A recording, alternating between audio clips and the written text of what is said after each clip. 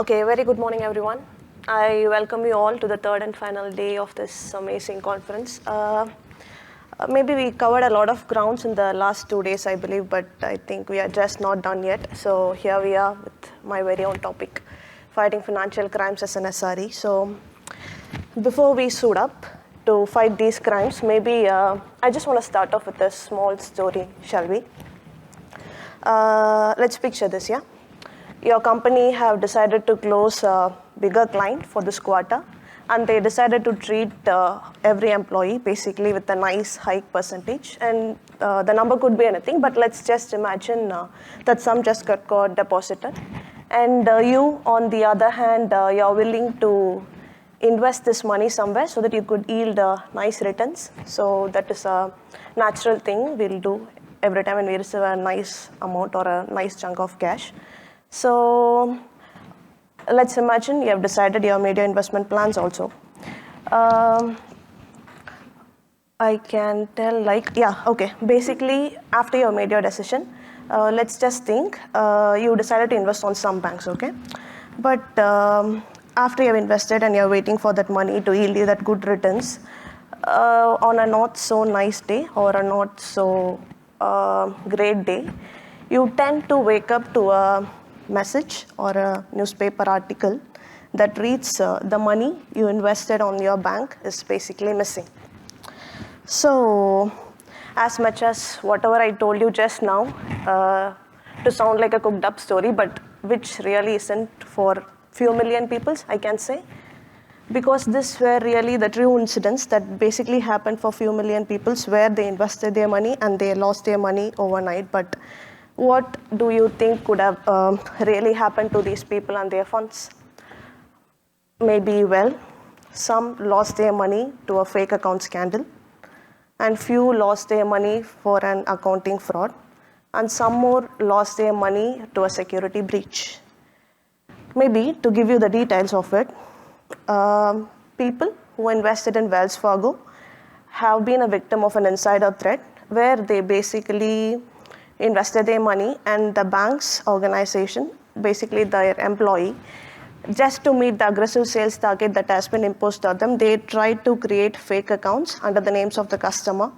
And they ended up creating 3.5 million fake accounts basically, and they didn't stop there. They started issuing credit cards for the customers of the bank, and this particular fraudulent activity actually resulted for the bank's customer, where they actually ended up paying a lot of fees and charges that was charged against their credit card, and basically they had a terrible hit on their credit score also. So this could be one reason these people lost their money. And second case, we have Wirecard, where basically here the bank's organization, they try to inflate the bank's asset and wealth by showing they have been performing so well in the market, and they made investors to invest on their shares, but apparently they faked their balance sheet, where when subsequent auditing that happened in the bank, they revealed almost 2 billion euros has been missing from their balance sheet. So some people who invested on these banks had faced an accounting fraud. On the third case, we have JP Morgan, which is not quite a loss maybe, because JP Morgan went into a security breach in the period of 2014, and the people or the customers didn't exactly go through a loss, but 76 million accounts has been compromised. That said that people who invested there or their information which has been compromised has been used by many scammers who later used to scam these people disguising themselves as JP Morgan. So these are the three basic cases I want to put forward today. And I just want to ask one single question. So there is a problem with my narrative and these newspaper articles or anything that could have happened basically when this issue could have occurred, maybe whatever period would have occurred, but there is a problem. But can you spot it, or can you think what it could be? Maybe I'll put it forward. The problem here is we only tend to talk about the people and the individuals who invested in these banks and lost money. But apparently, we always fail to talk or address the same bank or this financial service provider are also being a victim of these particular threats. So when I thought this should change and it's a good time, we need to dig deeper, then I understood the root cause of these organizations, why they are the only ones that to be blamed. So basically, they have certain failures that cause them their issue. So the 5 major root causes where they fail to monitor their system, whatever the incoming transactions are coming, that is one possible reason. Another thing is they were unable to report. Obviously, they have failed to monitor, they are not able to report, right, basically. So they allowed any kind of illicit fund to flow through their system. So that is 3 major causes. And the 4th one is they were unable to detect fraud because their transactions are not that transparent. So they were unable to detect what is a good transaction or what is a legal transaction, maybe. And obviously, they were unable to trace the origin and the purpose of the funds. So what if today in my proposal, I tell you, we SREs have the power to change this just by using the tools and technology which you are very much familiar of and which you have got very much familiar in using in our day-to-day environment. So that's my topic today, fighting financial crimes as an SRE. So as a whole, financial crime is nothing but a set of illegal activities that is often associated with insider threats, external threats, security breach, which is not just limited to it, but today I'm just going to focus on these 3 major issues here. Okay, next. I might sound also right, but I know the question is, what can an SRE do? How can an SRE can help these organizations in fighting these crimes? What is our role in this? How can we do this? The answer is pretty straightforward and simple, right? I just want us to help these organizations to build a secure environment that could basically help them to identify the threats, let alone we'll work on mitigating it. But first, I want us to build an environment so that we close the loophole where these could be exploited by these criminals or these hackers. So how can we do this? If we can go back just a few slides ago, I just listed out the 5 major factors that basically cause them their issue, which are the root causes. So basically, we need to build a secure environment that could provide them an option where need to identify a particular vulnerability or the threat on the first place. Yeah. So what are the threats? We need a monitoring tool that should tell us whenever there is an unusual activity happening. That's one case. Second thing is, even that unusual activity is happening there, we need to see is it happened by an authorized or an unauthorized personnel. So you need an authorization tool to be implemented. And the second case is, okay, let alone the authorized personnel try to access any kind of sensitive data of the particular database or a customer database, we need to implement a tool that tells us whether a sensitive data or a critical data has been transferred, and that is our third tool. And the 4th one is you need to see an incoming traffic. Is there any malicious IP address or a software that has been entered into our infrastructure? So basically, you need to implement an intrusion detection tool, a monitoring tool, an authorization tool, and an identification tool. So yeah. Basically, we all know that, right? But my topic today, I would like to talk about how can we implement these tools on a cloud network. Basically, how can we build a secure cloud infrastructure using these tools? I know there is a lot of options and opportunities that is being provided by other cloud service providers like GCP, Azure, but today I want to stick to AWS because one reason I'm pretty familiar with it, and second reason is I believe AWS is basically an one-stop solution for all problems. I'll let you know what it is. So yeah, we'll start off with an example, okay? So let's assume you have a customer. Let's think he calls himself as iBanking and he is launching an iBanking app. He just requests us to launch his application on an AWS-based network. So he wants to host this application on AWS, and his requirement is just simple, right? He wants our help to build a secure infrastructure that's gonna implement the 4 tools which I just told you. It should have a monitoring tool, it should have an authorization tool, it should have a data loss prevention tool, and it should have an intrusion detection tool. So these tools, which I just talked to you about, are the basis of whatever we're going to implement. So SIEM is a security identification tool, IAM is an identity and access management, and DLP is your data loss prevention, and ID is your intrusion detection and prevention. So let's go ahead and see how we do it. We're going to implement these by utilizing a multi-tier level of architecture. So how we'll do is we basically implement this architecture by implementing the AWS equivalent tools for these services on a 4 layers, on a multiple layers. So basically when an incoming request that needs to hit your iBanking server, just like your customer, it needs to go through 4 layers of security to touch it. Basically any single request have to go through these 4 layers to touch your server, okay? So I'll just give you a high-level overview of how these tools are being implemented. So on the first 2 tiers, we have AWS VPC, virtual private cloud, which will act as an intrusion detection or the prevention system. And the last 2 layers, we are utilizing a couple of AWS services each, which is CloudTrail and VPC traffic mirroring will act as a monitoring tool. And SSO and IAM roles will act as an authorization tool, and KMS and Macy will act as your data loss and prevention tool. So this is just a high-level overview of where these tools basically fit in your architecture, right? So the real question is how these tools can help you fight these crimes, which I just talked to you about. So maybe we'll just see a real-time analysis or a real-time scenario, how these tools can help us identify a critical vulnerability or a threat.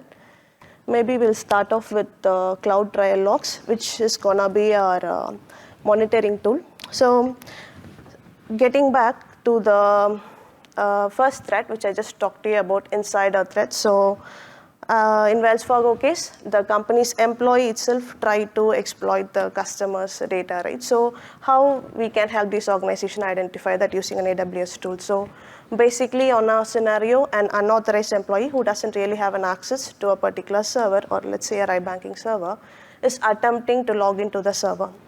So here in this log, how you can identify just that attempt by viewing or analyzing a CloudTrail log is basically, it will give you an date and time stuff of what particularly happened, that particular date and time. And it will tell you the event where and what type of event has basically occurred. So it tells us an event here that basically happened as an assumed role event. So I'll let you know the details what is an assumed role, but the user here, he's trying to identify himself as an assumed role user, and what he's trying to do by telling, hey, I'm an assumed role user, I need an access or I need to start your EC2 instance, which is your iBanking server. So how can we detect it could be a threat, or how can you say it could be an insider threat? So basically, assumed role user, right? So it is an access which will be provided by an AWS admin to an employee or a user who's inside our network that will give them a temporary access, let's say an access key and a secret key with which they can log in to a particular AWS service. So CloudTrail will basically monitor any kind of API call that has been made to your server. So with this access key and secret key, any employee who just got the access from you can make API calls to the particular EC2 instance or an iBanking server. So we know we are the admins, we know who are the users or who are the employees we just went ahead and granted the access, right? But apparently, if we know that particular person is not authorized to log in, we can just, by detecting the source IP of where this person is trying to access, we can figure out and we can just stop them right away. You definitely don't have access. I gave you the access to access your test environment or the other environment, so you definitely don't have access. So that is one way you can identify an insider threat. So second case, CloudWatch, which is my favorite tool basically. It will help us to identify an intrusion detection, and it should also act as a prevention. So let's take up a scenario of an external threat where a hacker or a criminal is trying to attempt a session hijacking or a DDoS attack. So Session hijacking is basically an hacker will try to identify a weaker network, and he'll try to utilize the user or a person who's using a weak network protocol, and he tried to invade the system by literally allowing a lot of malicious IP to get into the server. So basically, let's say if a server is able to handle at least 1,000 requests per second or per minute, this particular hackers, they'll try to flood that system with numerous IPs. So this will eventually either crash the server, our server, or it will make our server to malfunction, right? So how does a CloudWatch can help us to identify as well as prevent that case? So it will give you the records of what is the IP address. So unlike your CloudTrail, it will record all the API calls. The CloudWatch will record all the IP address or the login events that has been happening into our server. So it will list us, hey, this particular IP is trying to identify himself as admin and they are trying to log in. And it's give you the warnings, an error of a session hijacking attempt is happening, a DDoS attempt is happening, fine, okay. That's well said. And that with this we can actually identify the threat. But basically we need this to prevent our system, right? It needs, CloudWatch needs to prevent your server from any type of hacking or the crashing of server to happen. So how does it prevent it? Basically, CloudWatch uses an inbuilt mechanism called distributed edge network.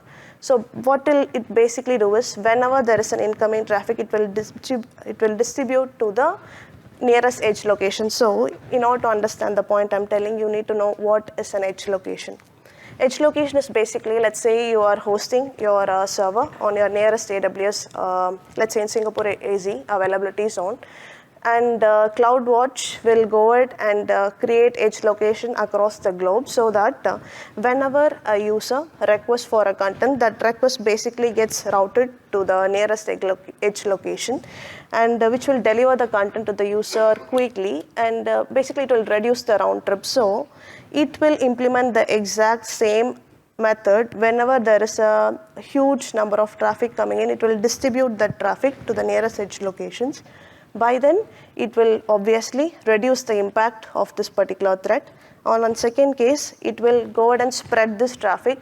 So we will prevent a single point of failure. So that is exactly how a CloudWatch helps us to prevent. So it won't let our server to crash or malfunction basically. So on our third case, we should have AWS Macie log implemented that will act as a data loss prevention. Remember, I told you, even an authorized personnel try to access a sensitive data, how it can prevent. So, yeah, in our scenario, let's say an accounting fraud. Let's just like the case, as I told you, a company's organization tried to modify any kind of sensitive data, how that can be prevented. So yeah, AWS Mails will give you the log record. So in this example here, if you could see, it's giving you a first event that occurred where it says a write event occurred, and it will give you it has happened an attempt to modify a file, and it gives you the data location of where this file is present basically. So on second case, it will give you a log entry. Let's assume the particular personnel who tried to write or modify the data was unsuccessful. So he go ahead and he tried to delete the existence of the file itself. So when that is done, it will go ahead and check the classification and severity. So here is where you need to know about AWS Maze. AWS Maze is basically a fully managed machine learning service which will auto-detect, prevent, and sensitive data inside your server. So how it does that? Whenever you go ahead and classify a certain type of data to be, hey, I put this data on S3 bucket, it's going to be classified as highly sensitive data, AWS Macie will detect that. So even an authorized personnel or an unauthorized personnel for the matter, even they have the authority to modify or delete file, it will go ahead and check what is the severity and what is the security level of this file, and the moment it reads the classification, it is highly sensitive data and the severity is critical, it will give the user, whoever it may be, authorized or unauthorized, it will throw him a message saying, hey, you may be an admin role, assume Russell, but your access is denied and you are not authorized to delete this particular file. So this is another way you can solve a data loss prevention crime using these tools. But if we think, right, if we think we have made a great progress so far, we managed to implement these tools to fight almost, at least resolve almost 3 out of 3 crimes, which I propose now.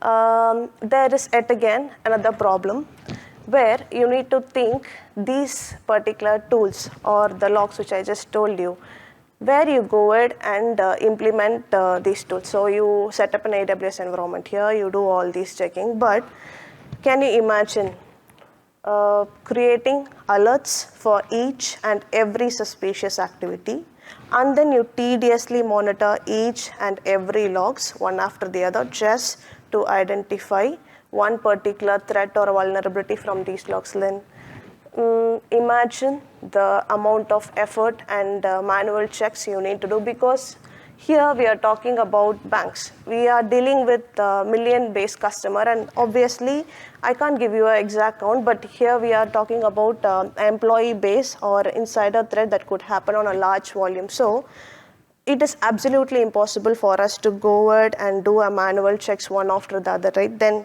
the question comes, why do you think I just want you to build a whole architecture on multiple levels just to prevent the crimes that we can't check manually? Maybe here is where, as an SRE, we can try to analyze the pattern of this fraudulent activity that is being recorded on these logs and make them our greatest allies. The question is how? How can you use the patterns and the behavior of these fraudulent attempts that is being recorded on your logs and make them our greatest allies to reduce your manual checks? Maybe like a shield for cap, or Mjolnir, or maybe I'll stick to the hammer. I just don't want any Marvel fans to walk out of the room. So yeah, I'll stick to the hammer. What is the one tool we can use, we SREs can use? What is Cap, Shield, and Thor's hammer for an SRE? Maybe. Any Marvel fans here? No? Okay, thank you so much. Yeah, you saved my day. I just want everyone us to sound as the worthy ones, so we are the worthy ones. So let's use both, yeah?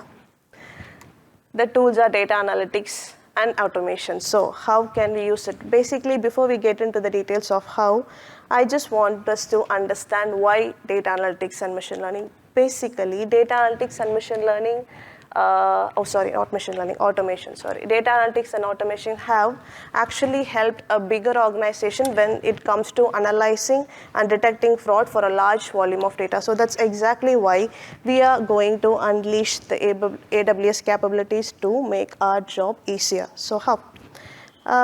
Maybe we'll divide and conquer. What is our requirement here? Our requirement is simple, right? You need to run analysis against the big volume of logs to detect a potential vulnerability or a threat, right? So how we can do that? Basically, you need to implement an AWS tool that will help us with the data storage. So here it's going to be loads of log that is from our VPC, your Macy events, the CloudTrail logs, the CloudWatch logs, yeah? So you need to implement an AWS tool that will help us in processing these loads of data. Second case, you need to implement a data analysis tool that will basically use a structure algorithm to run analysis against your raw data, which is raw data, I mean every bunch of data, every loads of data that is being stored on your data storage place. And it will need to run analysis and make them into a structured log for an easier fraud detection, yeah? So that is the second tool you need to implement. The third one is, of course, automation.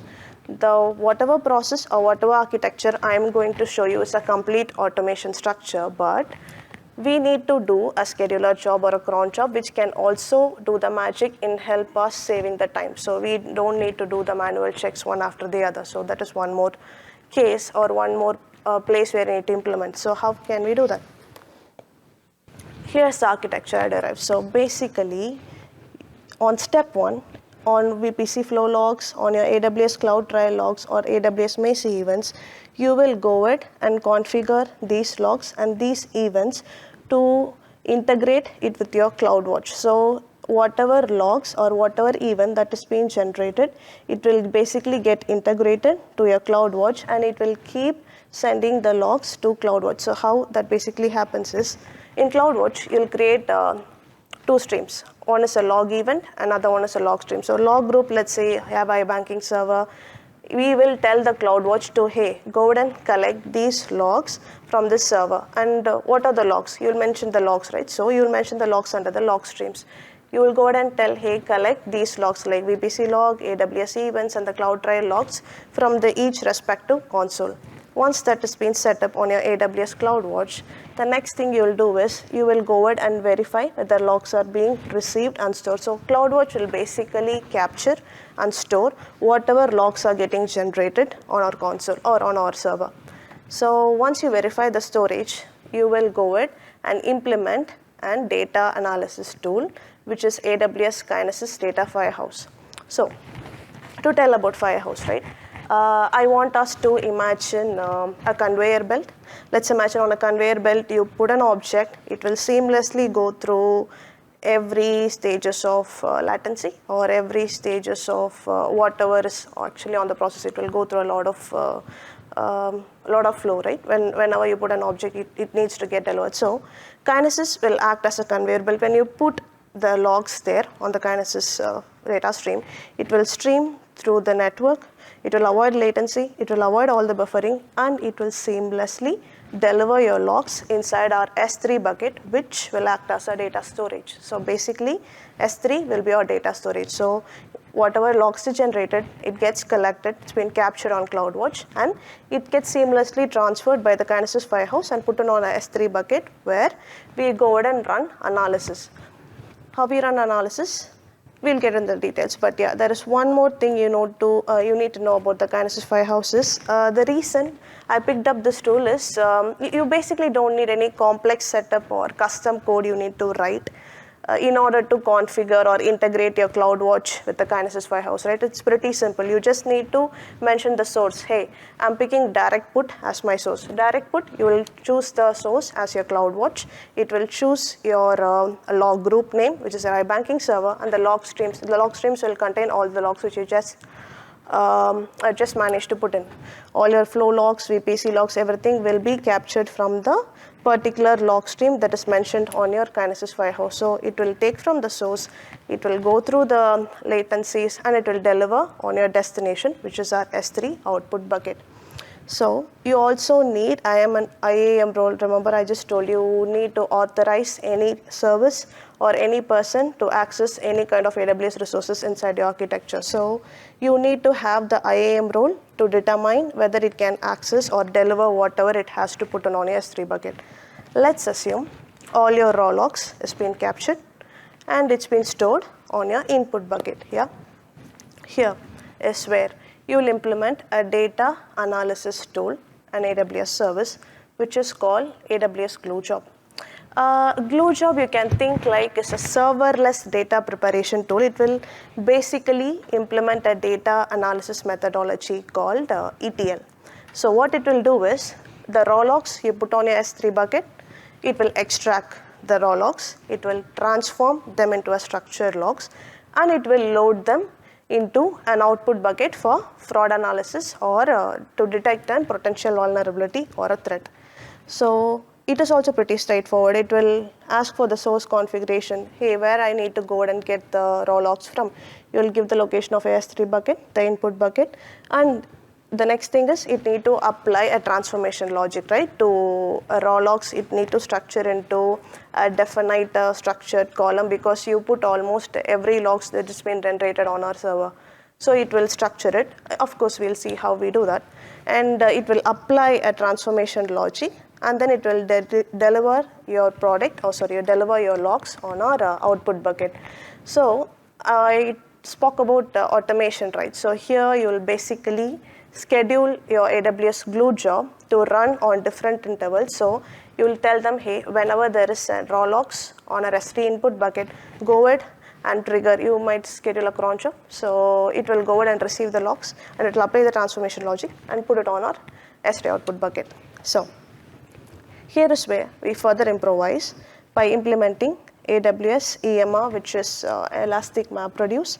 So we are talking about loads of data, right? With the loads of customer, the load of logs generated, we can't do a manual check. So the amount or the data set of this logs also going to be huge. So you basically need an environment or a setup that will analyze these logs to perform any kind of fraud analysis. So EMR, you will configure it just with the cluster size. On the instant type is basically the GBs you want to allocate, or the memory you want to allocate, the storage you want to allocate for you to process those logs, basically process your data set. And you'll configure the security settings. You'll choose the respective subnets and security group, and also the VPC network which is actually in. You'll set that all up. And then when you go ahead and launch your EMR cluster, it will basically divide it into two parts. You will have a master node which will load it, and it will give it to your slave nodes and process the raw logs, the transform logs on your output bucket. So how it does is, you need to basically submit a Spark job. I'll tell you what is a Spark job is. You will log in after you're creating your EMR cluster. You will log in to your master node, and you will submit a Spark job by writing a simple Spark code that will actually imply all the log analysis technique by detecting a fraud on it. So how it does that is, it will basically load and process the structured data on your output bucket. It will take it from there and it will load it for any kind of detection, and then it will give you the results. So once the results are there, it will write the results back on your S3 bucket saying, hey, I have the log analysis, which will basically does all the job for us only after we write a two simple code, Spark code, as well as a transformation logic for your glue job. Once that is done, the moment you have your analysis report on your S3 bucket, you can trigger a Lambda function. Lambda function is basically an event-driven function. Whenever an event happens on your AWS network, it can be configured to trigger, hey, whenever I receive a report called log analysis, just let me know. So it will let us know on our real-time monitoring tools. The report is ready, it's available for you to view. So this way, we can reduce all the manual checks. But to prove my point, I'll just show you how we can do a simple log analysis job and then Spark job code, which we can write to do this job for us. So basically, you will use Apache Spark for this matter. So Apache Spark basically has a lot of log analysis techniques. So that's the one reason we go for it. And it's pretty simple, right? You will import your Spark session. Spark session will basically act as your entry point to communicate with your Apache Spark to execute whatever instructions or whatever code you have written inside. So it will basically take the help of Apache Spark to go ahead and do whatever task you have asked it to do.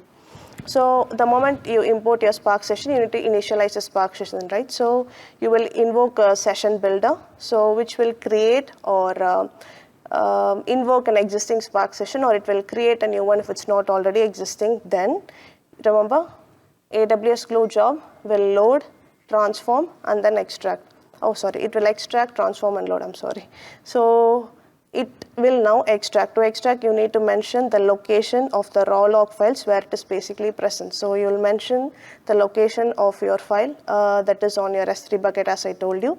The input bucket is on iBanking app, and the logs are present there. All the raw logs which you actually taken from your the Kinesis Warehouse stream due. So it's there actually on the bucket, and it will apply a transformation logic where it will select a specific column and filter only the records from those logs and keep it on our output bucket. So what is the transformation logic it's using? It's actually taking the timestamp and the user identity type.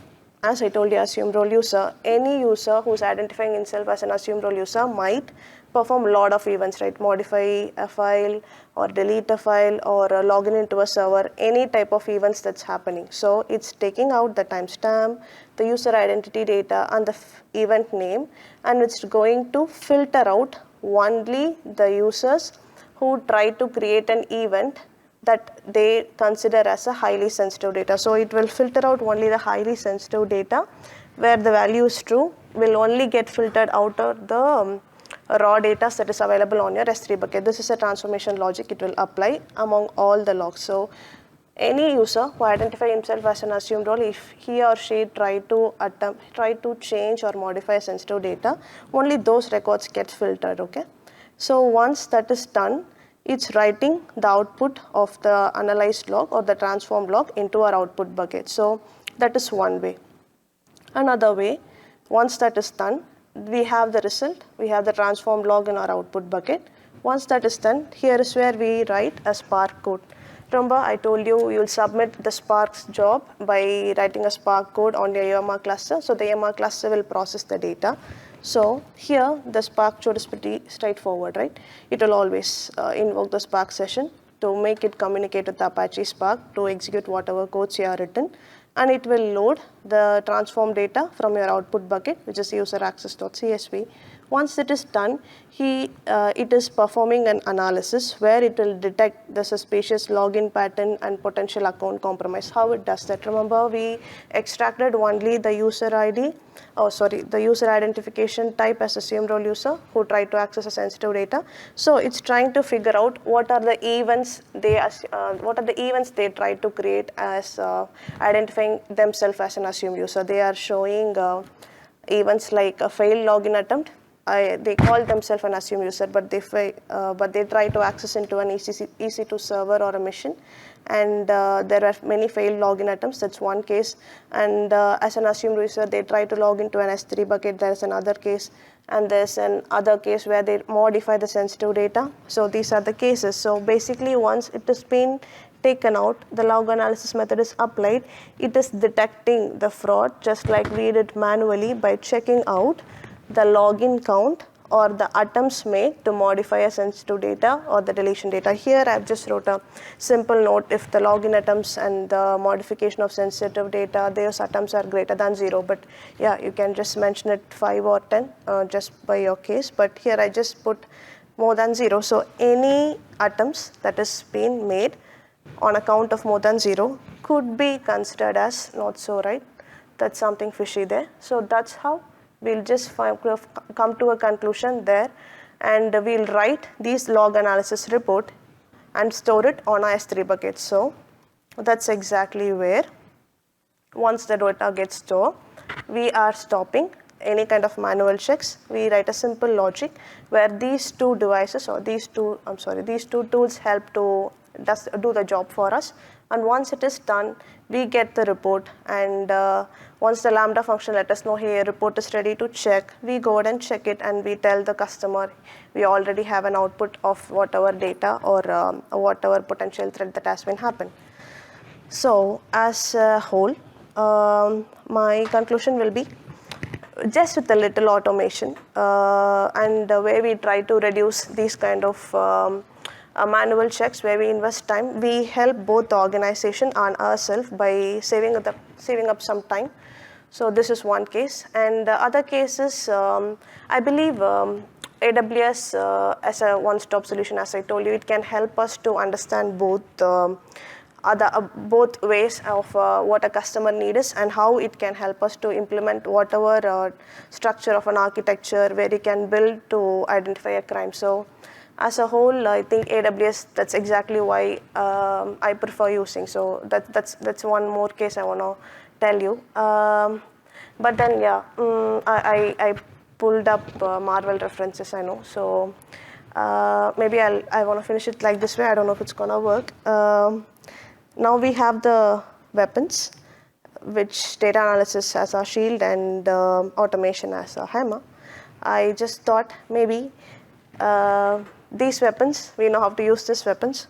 Why not we go ahead and fight this war against financial crimes? So my fellow SREs, I don't know if it's going to work, but yeah, I'm going to try. Please. Yeah.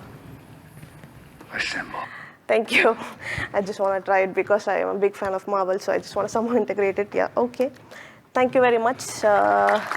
Thanks for your time. And I just want to take a moment and just finish my talk with your permission. I just want to dedicate my talk to my mother.